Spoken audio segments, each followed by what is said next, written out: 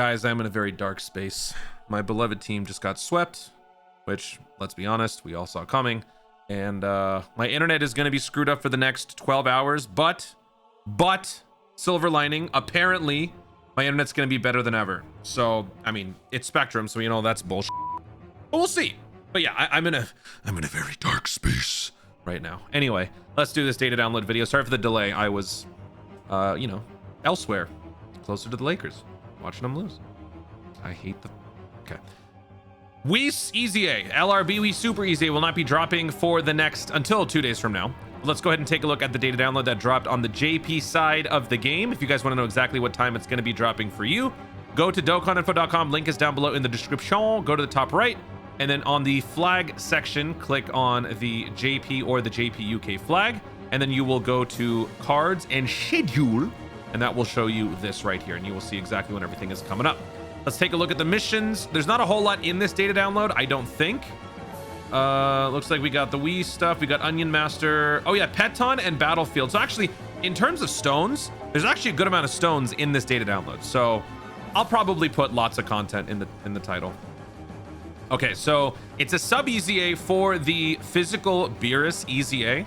And normally you could sort of preemptively farm them out, but you do not have to do that this time. So wait until the Easy A actually drops, because at that point you can obtain all of the necessary medals 12, 20, 12, 12 for the sub Easy A by simply doing these missions. Clear stage 31 clear with all types on the team. You have to clear with 6 power of wishes on the team as well, and clear in under 1 minute. All of which can be done in one fell swoop. So we'll probably do that on the live stream. And then let's see here, we got 2 stones for the Super Easy A. You also get what, another 3 stones for clearing the like harder difficulty stage. I think that's 5 stones right there. This doesn't give us any stones, sadly. Onion Master gives us 1, 2, actually wait, it's 10, 11. Yeah, you get 11 for the first stage, and then 11. No. There's actually more. Yeah, hold on. I am just razzled right now. Okay. So 2, 4, 6, okay, 10. 10 plus the 1 stage, so 11 for stage 17.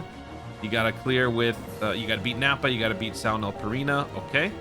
Then 17 with the, oh, there's actually a little bit more. So 14 Dragon Stones for stage 17, clear with 3 Bond of Master and Disciple.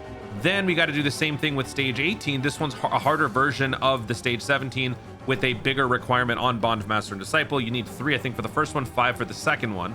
Basically just bring a whole team of Bond of Master and Disciples. And when you do that, you will be getting another 14 Dragon Stones. Yeah, so 28 Dragon Stones for Onion Master, stages 17 and 18. So 28 for this, 5 for this. So that brings us to 33. Then we've got Peton. Peton gives you 11 Dragon Stones. You don't see it all here, but you can get it up to total of 11 Dragon Stones. You can also get a little bit more from the shop. Peton Battle sucks, but they have made it better in that it takes longer for the entire event to go away, meaning you have more wiggle room in terms of getting, you know, trying to get your cards, and you can exchange them for Link Skill Orbs or Dragon Stones. So we'll just say 11. So 11 plus 33, so that's 44. And then we've got special Dokkan Specialty coming up, and that gives us 10, so that's 54. So over 50 Dragon Stones just from the missions. Do we have a burst mode coming up or anything? No. But we do have Clash. So 54 plus the 30 stones that we'd be getting from Clash. Oh, it doesn't show here. Okay. So we'll be getting another 30 Dragon Stones, 31 Dragon Stones. I think it's just 30 from Clash. So that brings our total up to 84 Dragon Stones. And then let's see what else. Are there any battle motions? Looks like there's nothing else. Peton, here are all the little Peton card things. Yeah, that's pretty much it. Copper week, potato week, yeah. Yeah, okay. So I want to say a couple of things, and I'm probably going to do a full video talking about this because I've seen a lot of chatter out there about the Gppy era and the pros and the cons and the whole limited event thing and the pacing and stuff like that. While I understand some of the criticism, I think people also need to be very aware that under Gppy's leadership, or, you know, I don't even know how this all works in terms of like when someone steps in, was that already something that had been underway for a while? Was that video where Omatsu announces retirement something that at that point then means, okay, now Gppy makes the decisions or whatever? That I don't really know, but we should also be very aware that under this under the Gppy administration, we have seen some pretty insane overhauls for certain categories. Now, I'm not saying that that forgives the limited time stuff. Y'all have known I've been very critical of that because I hate that. I think that's incredibly stupid. But I just want to remind people that there is some things to still be happy about.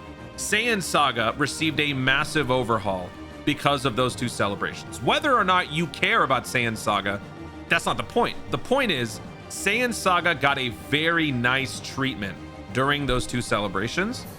Majin Buu Saga before that got some very nice updates with Deborah, with Majin Vegeta, some really good stuff there. And now Realm of Gods is seeing some nice updates. In terms of pacing, while it's not necessarily how we've wanted it, it appears like they're sort of more conscious about spreading it out. Now, again, there's not a whole lot, but they are sort of spreading it out. So I'm not trying to say this forgives any of the other stuff. I've seen so much criticism about the limited time event stuff that I just want to remind people that we still have a couple of things that are pretty good. Like the next, I mean, this is a forgettable celebration in terms of Realm of Gods because Realm of Gods has already been pretty decent. But with all of this that we're getting for Realm of Gods, it gives them so much depth where you can actually run some of these units off lead and you don't actually have to have them on your core team. I want to point that out there. The other thing that I want to say is that the Lakers, all right, most of y'all have probably stopped watching anyway, so it doesn't matter. The Lakers, these guys got so unlucky towards the end of the regular season, okay? And I'm just gonna do a little rant about that because look, I wanna get my 8 minutes, all right? Also, my internet just ran out, so I am making this video to an echo chamber. Nobody's actually gonna see this, so who cares, right? The Lakers got incredibly unlucky leading into the offseason. They were never going to beat the Thunder with this team with all the injuries. However, with the amount of firepower that we had, there was a chance. And we had such a good momentum leading into the offseason or leading into the postseason that it was just absolutely heart-wrenching to lose Luka, to lose Austin Reeves. Austin Reeves is an incredibly not physical, but he is a mobile player who can twist and contort his body to the point where he is trying to dive into the lane to score.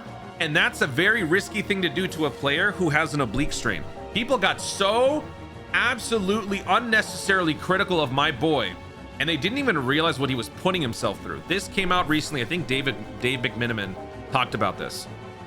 Austin Reeves was in a hyperbaric chamber, and like he was doing everything that he could from like 7:30 a.m. to 8 p.m. on a daily basis to try to get back. For the better part of the 4 weeks, an enormous tube trying to recover from a grade 2 oblique muscle tear he had suffered on April 2nd in Oklahoma City. We lost both. Didn't we lose both AR and Luka at OKC on that game? That's crazy. Initially, doctors told Reeves he'd be up to 4 to 6 weeks, but probably on the longer side of the timeline. Lakers initially assumed he would be out until the conference finals, but Reeves was determined to get back for at least some of the Lakers playoff run. I left my house every day around 7:30, got treatment, didn't come back till 8. Oh, this doesn't even include the hyperbaric chamber. Oh no, it is right here, yeah. The hyperbaric chamber at UCLA Medical Center. He was doing the Kaioken Goku thing in Namek. The only difference is he didn't come back better. He came back worse. But again, it's because of the nature of how he plays. He's trying to get into the paint, trying to draw fouls. He's going to lose some of that confidence when he's coming off of an injury so fast and he's not quite back yet. People were so mean to Austin Reeves for that. Well, I mean, whatever. The season is over. It sucks that this is how LeBron has to go out. He may not even come back. Rui is definitely he is for sure going to leave. He has been playing historically in terms of his three-point percentage. He's going to get paid somewhere else. Miami's going to pick him up or something. Theoro needs to get more time. The fact that Jake LaRavia got 2 straight DNPs in a row tells me that JJ does not believe it in Jake LaRavia anymore, which understandable. It sucks that Bronny didn't get to get going, but that's also just because we were playing against the greatest, like deepest team in history. I've never seen a team so deep that like their 8th option is a starter, or like, no, sorry, not 8th, like their 12th option would be a starter. Like they're just that deep. They're just that good.